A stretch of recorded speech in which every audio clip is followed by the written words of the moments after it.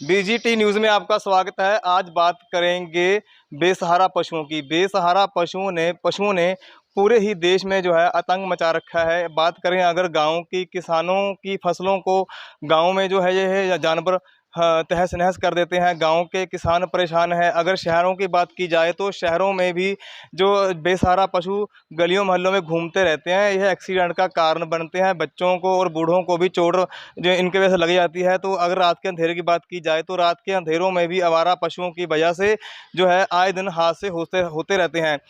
लेकिन अगर बात की जाए सरकार की, तो सरकार जो है अनेकों प्रकार के गऊ टैक्स काऊ टैक्स को जनता से अलग अलग रूप में काटती है, लेकिन वह पैसा जाता कहाँ है। इतना लाखों करोड़ों का काऊ टैक्स कटने के बाद भी जो ये पशु है इनकी देख रेख नहीं हो रही। इसी से तंग आकर आज संगरूर शहर में एक समाज सेवी अवतार सिंह तारा जी द्वारा एक अनोखे तरह से प्रदर्शन किया जा रहा है। देख सकते हैं आप तस्वीरों में कि उन्होंने गले में जो है एक फ्लेक्स लगाकर काओ टैक्स कहाँ जाता है। तेल के टैंकर पर भी 100 रुपये का टैक्स लगता है। बिजली की यूनिट पर भी 2 पैसे का टैक्स लगता है।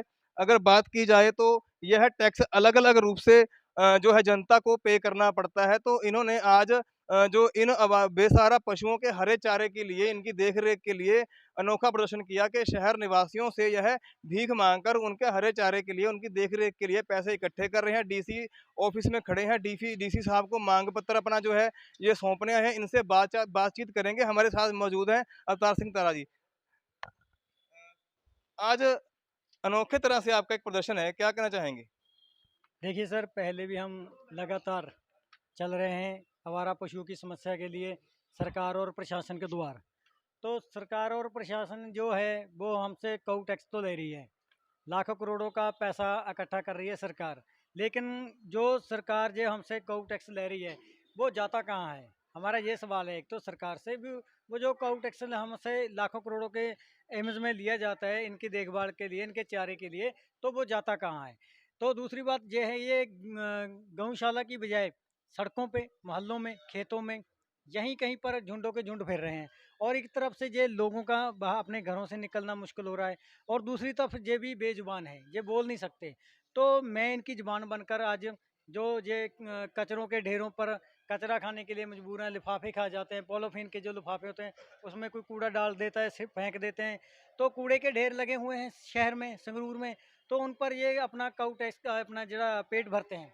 तो हमारा सवाल ये है, भी जो ये काऊ काऊ टैक्स अगर पैसा इतना जाता है इनकी देखभाल के लिए, तो जाता कहाँ है? और ये कूड़े के ढेर पर ये क्यों अपना कूड़ा खाने के लिए मजबूर हैं? कूड़ा खाते हैं, उनके पेट में लिफाफे, पॉलीथीन, गंदमंद दवाइयाँ वगैरह वो जाती हैं, उसके कारण इनके पेट में गैस बन जाती है, बीमार हो जाते हैं, उनकी डेथ हो जाती है। और इनकी डेथ होने के कारण इनको कोई उठाने वाला भी नहीं है। इसको अगर कोई मर जाए पशु किसी के मोहल्ले में, किसी के घर के सामने, किसी की दुकान के सामने, किसी के खेतों में, तो उनको अपने पल्लों से, अपने पल्ले से वो पैसे देकर वो मरा हुआ पशु चुकाना पड़ता है। अगर वो ना चुकाए तो उनको कुत्ते खाते हैं, मुँह में सुंड पड़ जाते हैं, वो गर्मी से आपको पता ही है कैसी दुर्गंध आती है। दिक्कत ये है।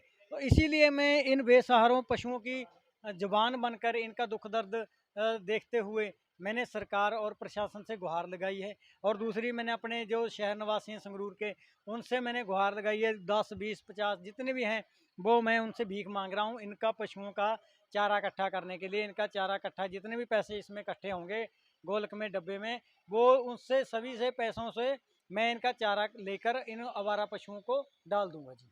लेकिन अवतार सिंह जी, देखा जाए तो संगरूर शहर में बड़ी-बड़ी गौशालाएँ हैं और झनेड़ी में भी अभी नई जो बड़ी ग गौशाला खुली थी, उसमें भी अनेकों पशुओं को छोड़ा गया था। अभी भी जगह काफ़ी पेंडिंग है उसमें। मेरा एक सवाल ये भी है, अगर आवारा पशु सड़कों पे हैं, तो गौशालों में कौन है? ये भी मेरा एक सवाल है। अगर आवारा पशु सड़कों पे है, मोहल्लों में है, तो ये गौशाला हैं, ये इसमें कौन है? इनका चारा कहाँ जाता है? लोग पुण्य दान बहुत करते हैं, चारा बहुत दान करते हैं, आटा बहुत दान करते हैं, बहुत चीज़ें ऐसी हैं जो किसी लिखत में नहीं आता, वो दान करते हैं। वो भी कहाँ जाता है?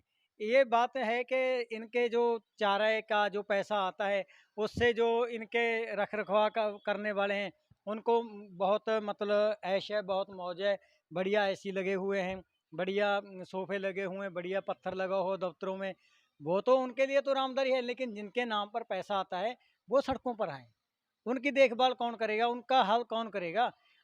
ये सरकार, चाहे पहले वाली सरकारें हैं, चाहे अब वाली सरकारें हैं, इनका कोई मतलब हल नहीं किया जा रहा है, जिसका खमियाजा हम लोगों को अपने घरों से निकलना मुश्किल हो रहा है। एक्सीडेंट हो रहे हैं आए वर्ष, आए महीने में, पता नहीं कितनों लोगों के घर बर्बाद हो रहे हैं, कितनी की मौतें हो रही हैं।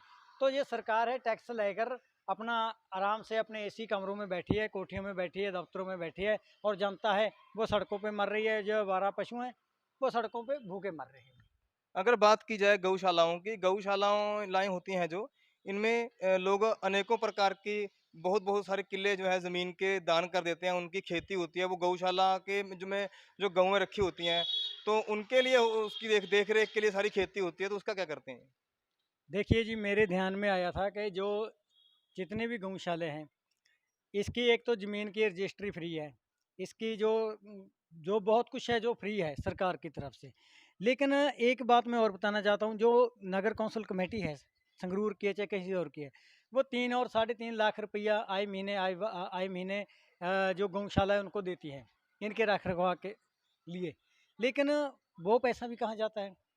और जो ज़मीन है, इनके चारे के लिए रखी गई थी, वो मेरे ध्यान में आया है, सुनने में आया है, पत्रकारों से, मीडिया से पहले भी खबरें लगती रही हैं, और भी वो ज़मीन है, उसमें खेती की जाती है।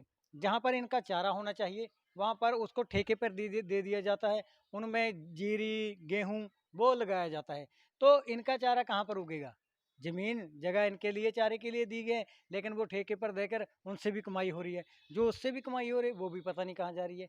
तो सवाल ये है, अगर इस पे जाँच होनी चाहिए और इसका पशुओं का हल होना चाहिए। अगर सरकार हमसे काऊ टैक्स लेकर हमारी रक्षा नहीं कर सकती, ना आवारा पशुओं का साम नहीं सकती, तो हमसे ये काऊ टैक्स लेना बंद करे।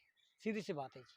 जी, ये थे अवतार सिंह तारा जी। इनका कहना है कि गौशालाएँ अगर इसकी देख-रेख नहीं कर सकती, तो उनको यह काम छोड़ देना चाहिए और अगर सरकार जो टैक्स लेती है, गऊ गऊ टैक्स लेती है जनता से अलग-अलग रूप में, तो अगर वो इनकी संभाल नहीं कर सकती, तो उनको गऊ टैक्स नहीं लेना चाहिए। आम लोग भी मौजूद हैं, उनसे भी राय लेंगे कि इनका ये प्रदर्शन है जो, इनको कैसा लगा? नमस्कार सर। सर ठीक है, सत श्री अकाल जी। ये क्या कहना चाहेंगे आज अवतार सिंह तारा समाज सेवी गऊओं के लिए जो भीख माँगकर चंदा इकट्ठा कर रहे हैं? सबसे चंगा है जी ਜਿਹੜਾ ਕੰਮ ਉਠਾਇਆ ਇਸਨੇ ਗਊਆਂ की रिश्ता करने के लिए ਜਿਹੜੇ ਕਿ ਫੰਡ ਕੱਢਦੇ ਨੇ ਸਾਰਾ ਕੁਛ ਦੱਸ ਕੋਈ ਨੇ ਪਹਿਲਾਂ ਵੀ ਇਸੀ ਕਮਰਿਆਂ 'ਚ ਬੈਠ ਕੇ ਆਪਦਾ ਗੁਜ਼ਾਰਾ ਕਰ ਰਹੇ ਨੇ ਆਏ ਫੰਡ ਨੂੰ ਖਾ ਰਹੇ ਨੇ बल्कि गਊਆਂ ਲਈ फिर इसमें भीख मंगनी पड़ी है गाँव गाँव में घूमकर सबसे सही काम है इसका इसमें कोई गलत नहीं कहा जा सकता। अगर बात की जाए तो आज डीसी साहब को ये मांग पत्र देने आए हैं। पहले भी बहुत सारे जो है धार्मिक संस्थाएं इस संबंधी मांग पत्र दे चुकी हैं, लेकिन जो स्थिति है, जो बेसहारा पशु हैं वैसे के वैसे सड़कों पर घूम रहे हैं, लेकिन इनके कानों पर जो कान है इन पर जूं नहीं सरके। ਇਹ ਤਾਂ ਹੁਣ ਜ਼ਿੰਮੀ ਸਰਕਾਰ ਦੀ ਹੈ ਜੀ, ਪ੍ਰਸ਼ਾਸਨ ਦੀ ਹੈ, ਡੀਸੀ ਆਫਿਸ ਦੀ ਹੈ, ਇਹਨਾਂ ਦੀ ਜ਼ਿੰਮੇਵਾਰੀ ਹੈ ਇਹਨਾਂ ਦਾ ਦੇਖ ਰੇਖਾ ਕਰਨ ਵਾਸਤੇ। ਜਦੋਂ ਫੰਡ ਕਟਾਉਂਦੀ ਆ ਦੁਨੀਆ ਹਰ ਚੀਜ਼ ਦਾ, ਹਰ ਉਸ ਦਾ ਫੰਡ ਕੱਟਿਆ ਜਾਂਦਾ ਦਫ਼ਤਰਾਂ 'ਚ ਬੈਠ ਕੇ, ਫਿਰ ਉਹਨਾਂ ਦਾ ਫੰਡ ਵਗੈਰਾ ਬਾਈ ਨੇ ਦੱਸਿਆ ਵੀ ਜਿੱਥੇ ਖਰਚ ਕਿੱਥੇ ਹੁੰਦਾ ਕਿੱਥੇ ਲੱਗਦਾ ਉਹ ਕਿਉਂ ਨਹੀਂ ਇਹਨਾਂ ਦਾ ਕੀਤਾ ਜਾਂਦਾ। ਇਹਨੇ ਤਾਂ ਫਿਰ ਵੀ ਉਹ ਬੇਜਾਨਵਰ ਬੇਸਹਾਰਾ ਪਸ਼ੂ ਨੇ, ਬੇਬੋਲ ਨੇ, ਉਹਦੇ ਲਈ ਫਿਰ ਵੀ ਨੇ पैदल यात्रा करके मतलब कि सब तो बड़ी समस्या का हल किया है। जी, इनका कहना है कि बहुत बढ़िया प्रदर्शन कर रहे हैं, लेकिन एक बार फिर बात करेंगे अवतार सिंह से। अवतार सिंह जी, अगर बात की जाए तो अलग-अलग जो गाँव से जो बेसहारा पशु हैं उनको लाकर संगरूर में छोड़ दिया जाता है। तो गाँव वालों का कहना है कि उनकी फसलें खराब कर देती है, उनके बच्चों को चोट पहुँचाती है। क्या उनको भी ऐसा करना चाहिए कि यहाँ पर लाकर छोड़ देते हैं तो शहर का भी नुकसान होता है इसमें? देखिए जी, प्रशासन की और सरकार की जो पिंडों के सरपंच हैं, उनसे भी मीटिंगें होती हैं। उनको भी इन्होंने एक बारी पिछली बार हमने जब भूख हड़ताल की थी, 9 दिन भूख हड़ताल की थी, उसके शहर से सभी जो आवारा पशु थे, बेसहारा पशु थे, उनको चिन्हेरी जो हमारी गौशाला है उसमें छोड़ दिया था। उसके बाद धीरे धीरे वो गौशाला के गेट खुलते गए और आवारा पशु बाहर निकलते गए। तो पीछे से एक बीमारी चली थी जो जिसके कारण बहुत पशु मर गए थे। अभी सरकार ने क्या किया है, एक कमेटी बनाई हुई है जिसमें 3 मंत्री हैं।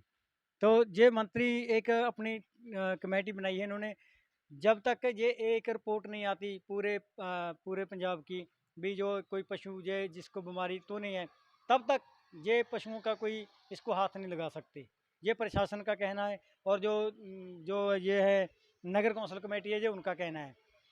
हाँ, और हमारी ये है कि ये पहले भी इनमें मैंने मेल मुख्यमंत्री, जब मैंने बड़े चौक में पट्टियाँ बांध कर प्रदर्शन किया था, तब भी मैंने ये अपना मेल डाली थी मुख्यमंत्री हमारे भगवंत मान जी को। उससे पहले जब कांग्रेस सरकार थी तभी मैंने कैप्टन साहब ने उनको भी मैं मेल डाली, उनको भी पत्र डाले थे, उनका भी लेटर मेरे मेरे पास पड़े हैं, ये भी पड़े हैं। पत्र जाते हैं, मांगे जाती हैं, लेकिन ये कहीं ना कहीं दबकर रह जाती हैं। समस्या यूं की त्यों है। अब हमारी बात यह है कि अभी ये मैंने डीसी साहब के राही ये पत्र दे दिया है। अभी मैं पत्र दे के आया हूँ डीसी साहब को, डिप्टी कमिश्नर साहब को हमारे संगरूर के। उन्होंने विश्वास दिलाया कि ये पत्र हमारा मुख्यमंत्री तक पहुँचेगा और इनका हल किया जाएगा। तो हमें आस है कि हमें भीख नहीं मांगनी पड़ेगी इन बेजुबान पशुओं के लिए। जो सरकार का और प्रशासन का काम बनता है वो करेंगे, इनको अपनी जगह पर गौशालों में रखेंगे। जी, इनका कहना है कि आज इन्होंने डीसी साहब को मांग पत्र दिया है मुख्यमंत्री के नाम पर, तो इनको विश्वास है कि डीसी साहब ने भरोसा दिलाया है कि इनका जो है मांग पत्र है, जो भगवंत सिंह मान जो पंजाब के मुख्यमंत्री हैं, सीएम है हमारे, उनके पास पहुंचाया जाएगा और इनकी जो यह मांग है कि बेसहारा पशुओं को जो उनकी देखरेख को लेकर उसको जल्द से जल्द पूरा किया जाएगा। संगरूर से गुरविंदर सिंह, बीजीटी न्यूज़।